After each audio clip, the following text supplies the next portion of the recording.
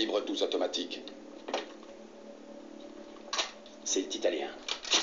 Vous le voulez à pompe ou auto? 45 à canon long avec visée laser. Ah, vous avez de la chance, il vient juste de rentrer. Belle arme. L'œil sur la cible, le point rouge apparaît. Il n'y a plus qu'à appuyer sur la détente et c'est dans le mille. Vous voulez rien d'autre? Fusil plasma à phase, 40 watts. Ah, et vous voyez tout ce que j'ai. Uzi 9 mm. Vous devriez prendre ma place. Il n'y a rien de mieux pour la self-défense. Alors, qu'est-ce que vous prenez? Tout. Ah, j'ai gagné ma journée. Mais le permis du revolver, ça va demander 15 jours. Par contre, vous pouvez prendre le fusil. Mais sans le charger. Non. Écoute, chérie, j'aimerais que tu viennes me chercher, ma bécane a rendu l'âme. Ben, je me fous ce que tu fais, tu grouilles et tu rappliques en vitesse. Non, mais dis oh, ça va pas, non? Faut vous faire soigner, hein?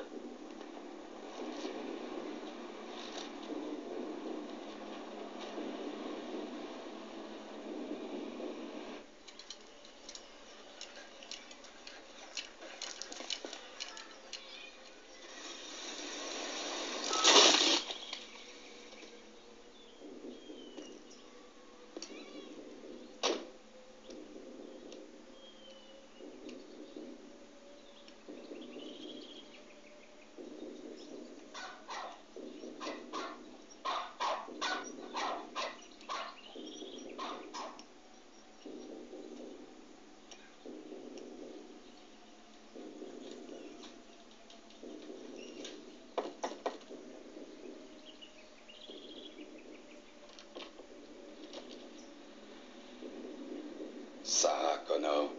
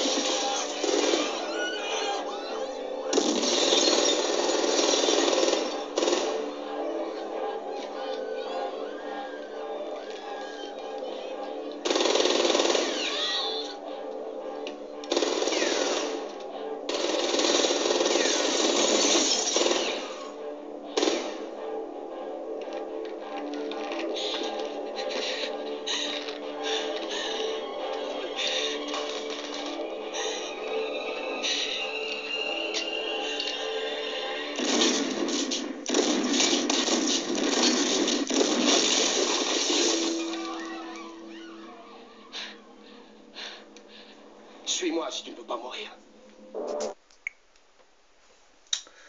Bonjour à tous.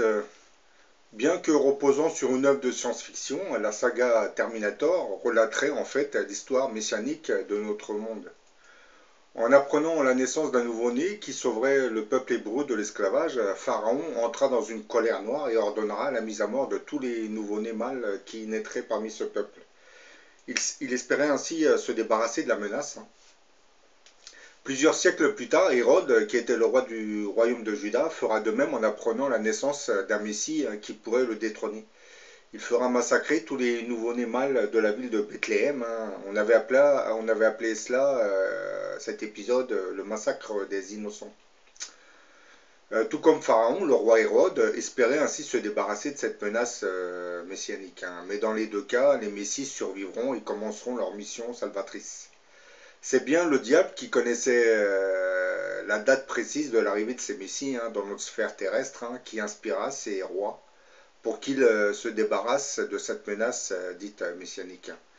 Dans la saga Terminator, dont vous venez de voir l'extrait du Terminator 1, hein, les réalisateurs du film n'ont fait que remplacer le personnage du diable par des robots androïdes, hein, qui, voyageant du futur vers le passé, avaient été envoyés pour se débarrasser du futur leader de la rébellion, un certain John Connors.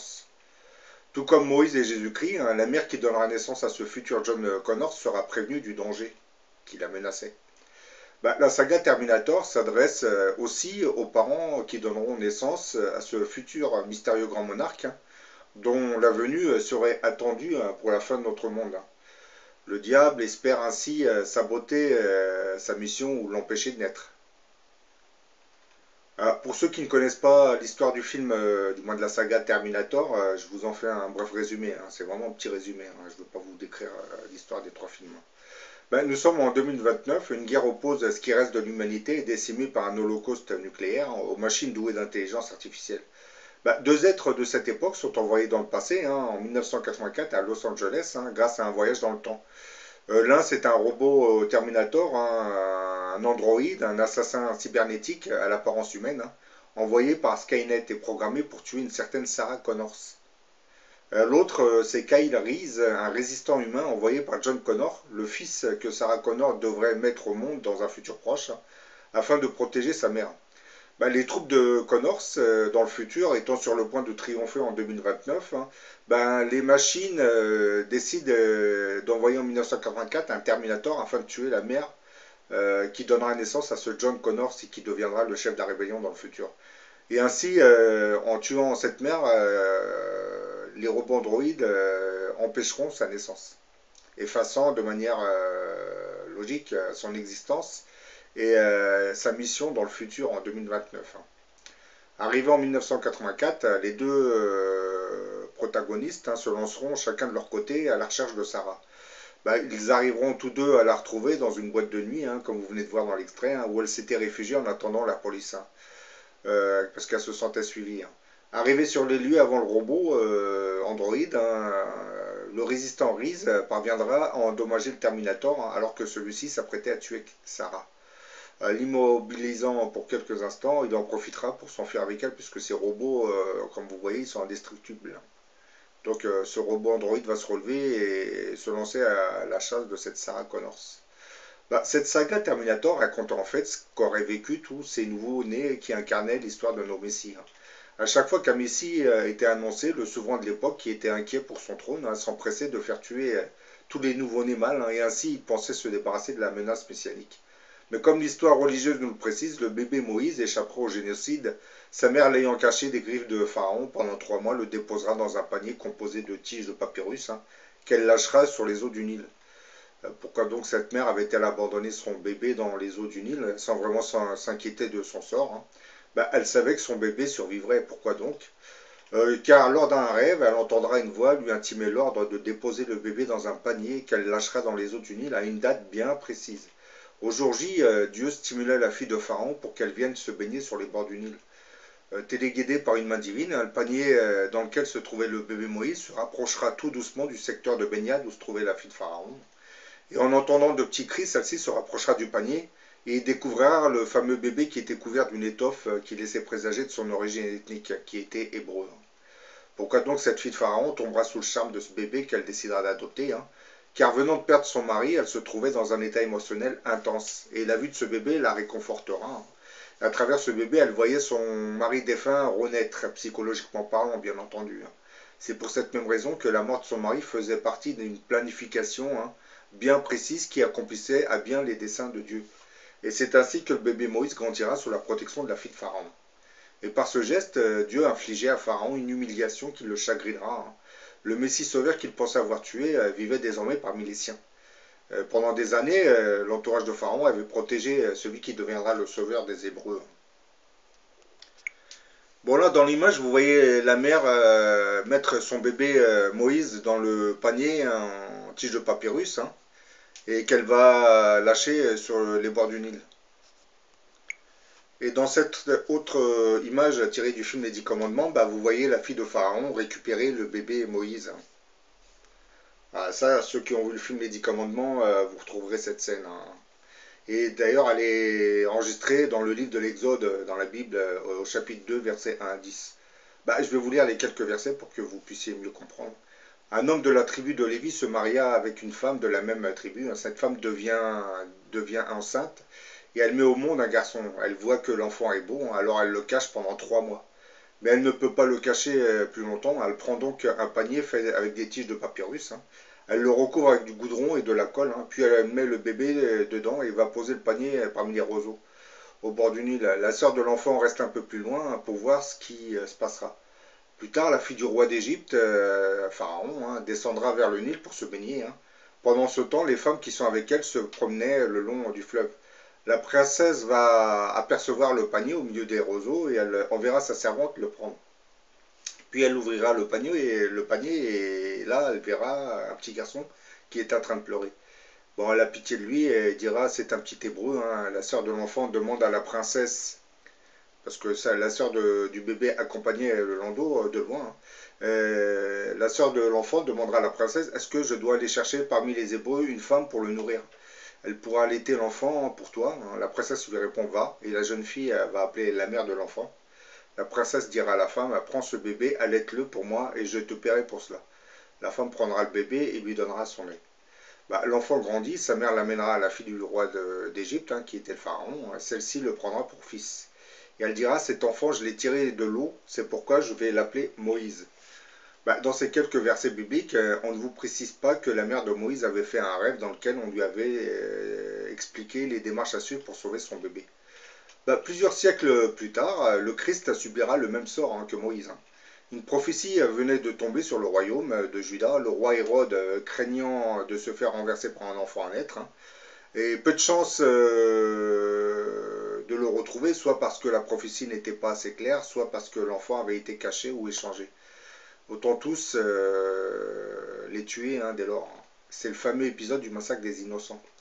Les mages avaient demandé où était le roi des Juifs, hein, et Hérode, qui était le roi de Juda à cette époque, qui se savait roi des Juifs, inventa un stratagème pour apprendre qui peut être celui qu'il considère comme un éventuel usurpateur, et demandera aux mages de le tenir au courant dès leur retour. Quand il apprit qu'ils avaient emprunté une autre route, il sera surpris, hein, et il sera pris d'une violente fureur et enverra tuer dans Bethléem et tout son territoire tous les enfants de 2 ans. Surtout d'après la date qu'il s'était fait préciser par les mages. Mais les parents de Jésus-Christ, hein, qui avaient été informés à l'avance dans un songe, fuiront le royaume de Juda pour se rendre en Égypte. Et à la mort du roi Hérode, un ange leur apparaîtra dans un songe et leur demandera de revenir en Israël. Et bien, ce que vous venez d'entendre là, c'est exactement ce que la saga Terminator vous résume sous forme de science-fiction. Les robots androïdes, en réalité, jouent le rôle du diable, hein, qui vient inspirer les rois pour qu'ils s'attaquent au Messie que Dieu envoie. Sauf que dans la saga Terminator, on ferait surtout allusion aux parents de ce mystérieux grand monarque. Donc probablement que le diable essaiera de s'attaquer à ses parents pour qu'il freine la naissance du grand monarque. Bon, maintenant je vais vous faire montrer un petit extrait du film Les Dix Commandements, où vous voyez le pharaon prendre connaissance de la naissance de ce messie qu'on appelle Moïse. Dernière, nos astrologues ont vu une funeste étoile entrer dans la maison d'Égypte. Messagère de guerre? Des frontières de Sinaï et de Libye aux cataractes du Nil. Quelle nation oserait tirer le glaive contre nous? L'ennemi qui nous menace se trouve au cœur de l'Égypte. Qui est cet ennemi? Les esclaves hébreux sur la terre de Goshen. Je dénombre mes ennemis par leur glaive, non par leur chaîne, grand frère. Les chaînes peuvent servir à forger des glaives, dit ma mère. Une prophétie promet aux Hébreux un libérateur qui les affranchira de la servitude. L'étoile signifie sa venue au monde. Alors que les Hébreux périssent. Les esclaves nous sont indispensables. Plus nous avons d'esclaves, plus nous avons de briques pour bâtir. J'aimerais que nous ayons un peu moins de briques et voire un peu moins d'Hébreux à Goshen, qui est notre frontière de l'Est. Puisque ce libérateur est parmi leurs nouveaux-nés, que seuls les nouveaux-nés périssent. Que soient mis à mort tous les nouveaux-nés mâles issus d'Israël. Que cela soit écrit et soit accompli. Ainsi a parlé Ramsès Ier.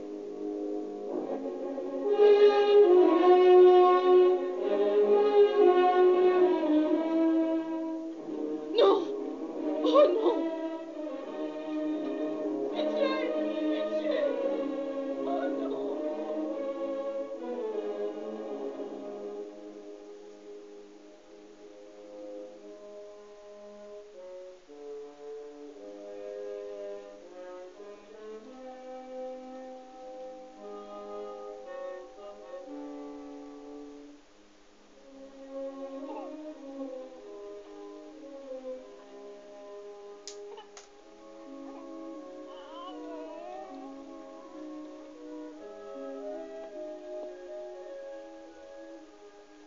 Dieu d'Abraham, je te remets cette créature innocente, afin qu'elle vive pour te servir.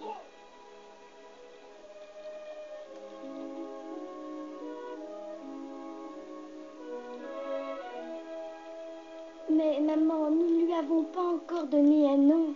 Dieu y pourvoira.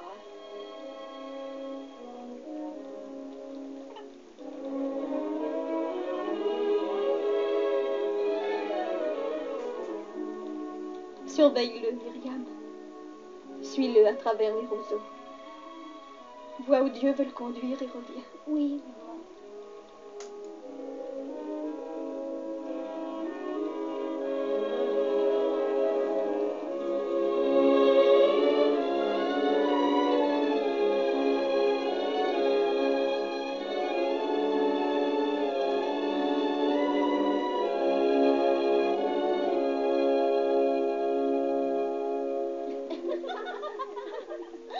Pourquoi n'as-tu pas dit non? Elle n'y a pas pensé. Jette-la moi. Tu sais que tu grossis. Tu devras surveiller, elle est bien trop gourmande. Il reçoit un lotus, tu dois faire un vœu. Qu'est-ce que tu souhaites, Tia? De l'or ou un mari? De l'or, bien entendu. C'est plus utile qu'un mari. Ah oui, mais l'or n'a jamais comblé un cœur vide. Taisez-vous, petites écervelées. Oh, même Ned, tu nous empêches toujours de nous amuser. Inconsciente. Parler de cœur vide devant la fille de Pharaon. Alors que son cœur saigne et qu'elle pleure un époux disparu. Attention pas à mal, même Ned.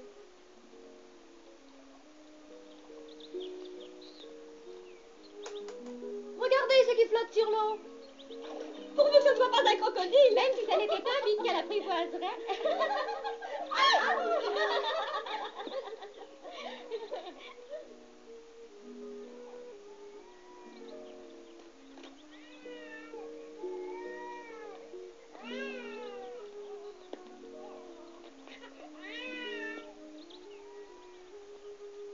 Qu'as-tu trouvé, Vitia? Qu'est-ce que c'est? C'est un panier qui s'en va à la dérive. Est-ce qu'il y a quelque chose dedans? Même Ned, dis-leur de rentrer. J'aimerais rester un peu seule. Vous voyez, vous l'avez agacée.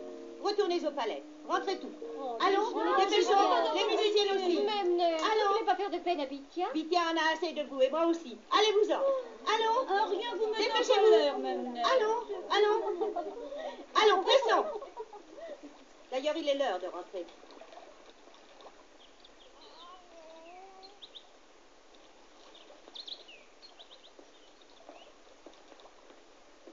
Qu'as-tu trouvé? Une réponse à mes prières. Tu pries pour avoir un panier? Non. Mais pour avoir un fils. Ton mari est dans le royaume des morts. Il a demandé au Dieu du Nil de m'envoyer ce bel enfant.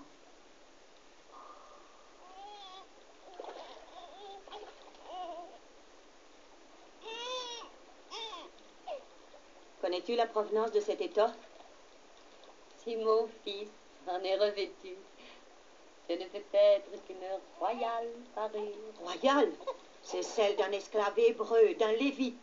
Cet enfant a été confié au fleuve pour être soustrait à son fatal destin. Je suis la fille du pharaon. Et voici mon fils. Il sera élevé dans ma maison, en tant que prince des deux terres. Ma mère et sa mère avant elle portaient déjà la marque des pharaons. Je ne veux pas voir faire de ce fils d'esclave un prince d'Égypte. Tu le verras pourtant, Memnet. Tu verras sa puissance s'affirmer sur toute la terre. Et tu le serviras comme tu m'as servi. Prends ce berceau au fleuve et au silence. Oh.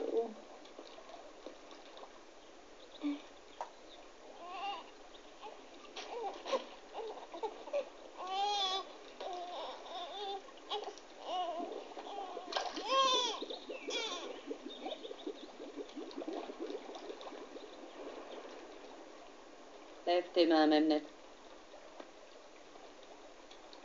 Tu as enseveli dans le Nil un secret qui doit demeurer dans ton cœur. Jure-le. J'en fais le serment. Le jour où tu briseras ce serment sera le dernier jour de ta vie.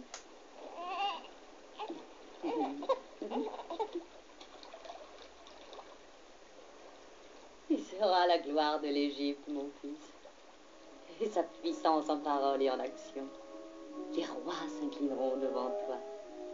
Ton nom survivra aux pyramides elles-mêmes. Et parce que je t'ai sauvé des eaux, je t'appellerai Moïse. Moïse. Moïse.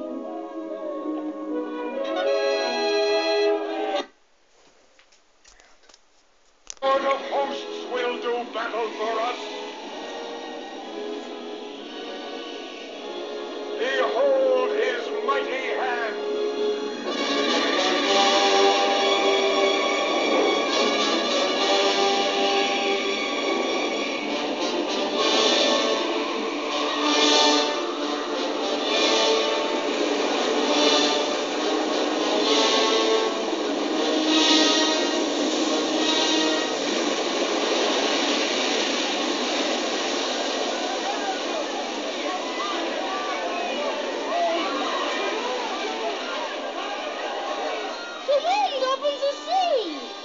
God opens the sea with the blast of his nostrils.